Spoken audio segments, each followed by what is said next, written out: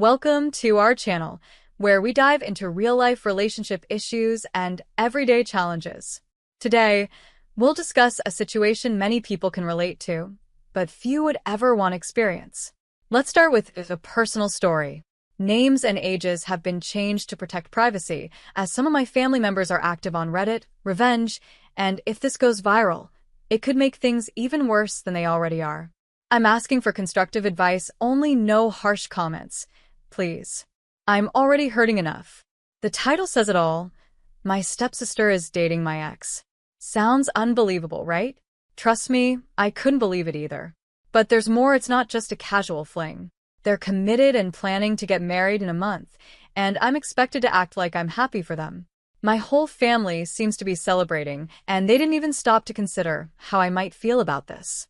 The situation is tearing me apart. I'm still not over my ex, and now I'm forced to see him move on right in front of me. What's worse is that everyone in my family knows about our past. They know we were together for over 2 years, and yet my ex managed to move on within just 3 months. We had plans to get married someday, but he left me over a lie. Someone told him I cheated, which I never did, and I swear that with all my heart. I tried to explain and stand my ground, but he refused to believe me. He called me a cheater and a liar, and then, just like that, replaced me with my stepsister.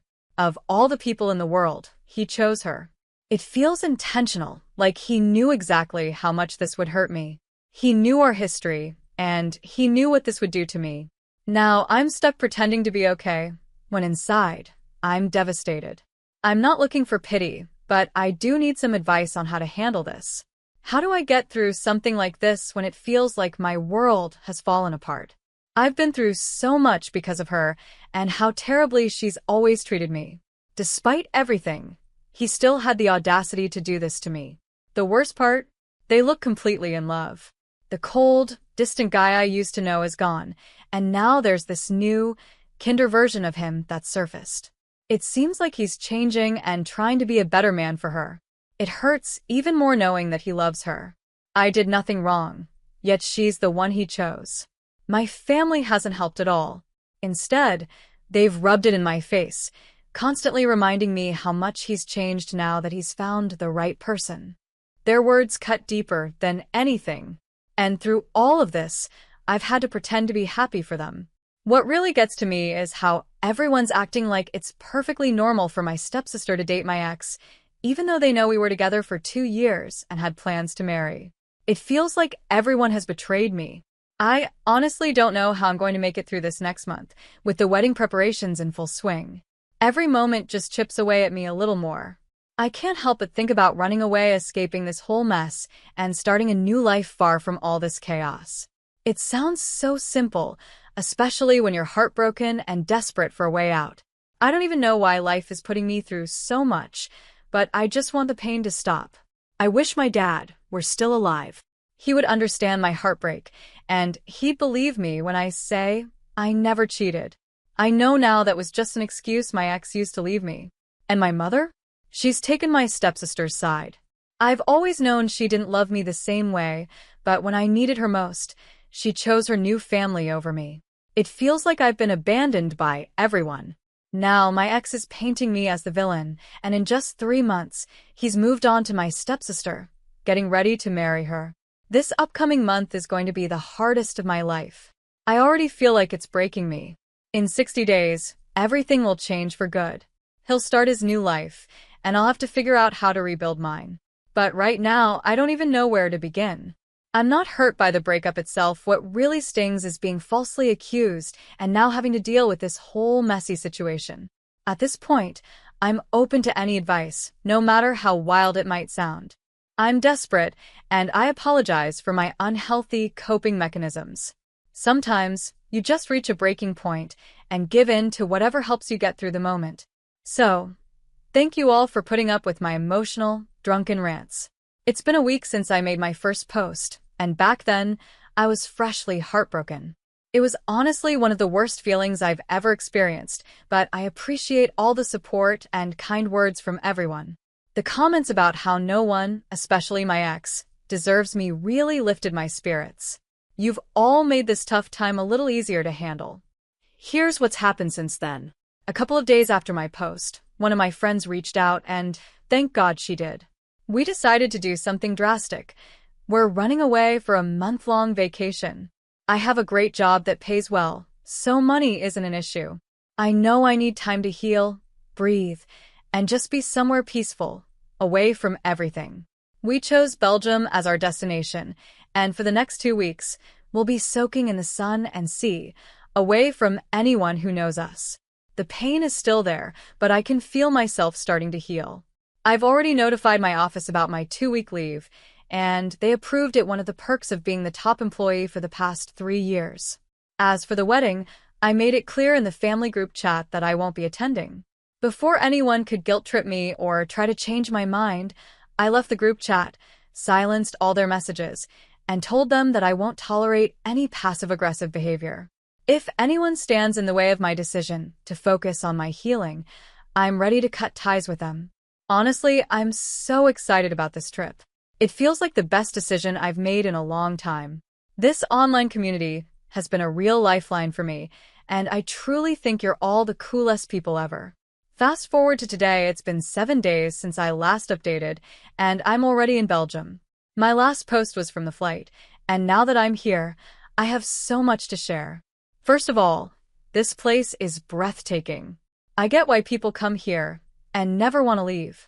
It's peaceful, beautiful, and honestly, I feel like I could stay here forever and just keep vacationing. I'm already starting to feel like I'm moving on. The friend who joined me on this trip also got me set up with some online therapy, and that's been incredibly helpful. It's given me a lot of clarity and made me realize a lot of things about myself and my situation. Everything is slowly falling into place, and I'm feeling hopeful for the first time in a while.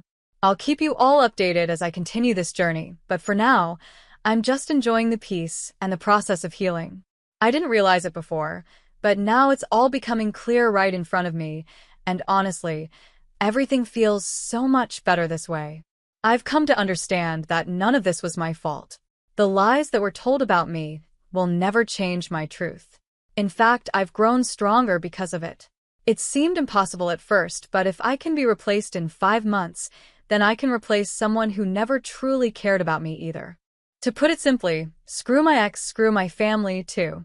I've made the decision to cut them off after the wedding is done. The most satisfying part of this whole plan is that no one can stop me. I've also become more spiritual and have been connecting with my dad's soul more. I feel his presence guiding me, and it's like it's just me, my father, and God against the world. That's all I need right now. This might sound like a crazy update, but honestly, if I seem like the bad guy here, so be it. Sometimes you have to embrace your inner strength to fight back against the pain and negativity. After focusing on myself for the entire month, I can confidently say that I'm so much better than I was before. I've rediscovered myself, explored new things I enjoy, and I'm truly happier. Now, let's get to the interesting part. While exploring the city, I bumped into an old friend, someone who used to be my best friend in high school. Funny enough, she was also my stepsister's unrequited love for years. She had feelings for him for about 3 to 5 years, but he liked me instead, which is one of the reasons she bullied me back then. Anyway, we ended up reconnecting, went out for drinks, and took a walk on the beach. We caught up on everything happening in our lives, and I shared my sad story with him. He was genuinely sympathetic, and it felt refreshing. He's everything I wish my ex could have been. Looking back, I have no idea why I didn't give him a chance earlier. We talked for hours and ended up spending the night together, and honestly, it was the best night of my life. I've never felt this connected to someone before. Our chemistry was undeniable, and I just knew that the universe had sent him my way at the perfect time. We're not exclusive yet, and we're definitely taking things slow, but I'm excited about where this could go. And don't worry about my other friend feeling left out. Her boyfriend joined us this weekend, so now we both have someone with us. It feels like everything is finally falling into place. We're heading home tomorrow, and the wedding is in 5 days. We'll arrive in 1 day, take some time to rest, and then show up to the wedding. It's crazy how life can turn around, but I'm feeling ready for whatever comes next. I made up my mind to show up at the wedding and show everyone just how much I've healed. It's time for my stepsister to know exactly how I felt through all of this. And no, I'm not manipulating anyone. It was actually his idea for us to attend the wedding together. All I know is that this is going to be the best Friday of my life. So, here's the final update. I did what I had to do, and I wish you all could have been there to witness the drama that unfolded. I arrived at the wedding dressed up and with my boyfriend. Well, we're not official yet, but we introduced each other that way anyway, lol. Everyone assumed I wouldn't show up, thinking I was too ashamed after everything that happened. I'll admit, there was a part of me that felt a bit bad, but I brushed that aside and went straight to my stepsister. She was shocked to see me and almost burst into tears when she saw my boyfriend with me. She started yelling, calling me all sorts of names for bringing the love of her life to her wedding. But I stood my ground and told her, if you can marry my ex, I can at least be with the guy who never liked you in the first place. Then my mom tried to step in, telling me to leave. But I wasn't going anywhere. My ex eventually walked in, looking surprised to see me. My sister, in her anger and desperation, tried to explain the situation to him, but she fumbled with her words. And guess what? She accidentally cornered herself. That's when things got interesting. My ex started questioning her about her past with my boyfriend. And with me throwing in a few sarcastic comments, she finally cracked and admitted the truth. She had paid my ex's best friend to lie to him about me cheating. You should have seen the look on everyone's faces. My ex was absolutely shocked, and the whole room went silent. It turned out that my stepsister had been behind everything all along. It all made sense. The wedding was called off right then and there. And guess who's now trying to worm his way back into my life? Yep, my ex. But poor him. He doesn't stand a chance. There's no way I'm forgiving him or letting any of them back into my life. They've all lost the right to be a part of it. That's pretty much it for now. If anything else happens, I'll update you, but honestly, this whole story feels like something out of a movie or novel. As unbelievable as it sounds, it's all true, and I've seen enough crazy things in my life to know that stuff like this can actually happen. Kudos to all of you who followed along with me. Here's to a better life ahead because trust me, the ex is beyond embarrassing at this point. Anyway, on to the next chapter of my life. I'm 27, and I recently moved to the country, staying with my brother, who's 40, and his wife for the last 4 months, while I sort out my paperwork and get myself settled. I've been helping out around the house, doing my own laundry and cooking for both myself and my brother, so he has food to take to work. I'm also paying my share of the bills and groceries.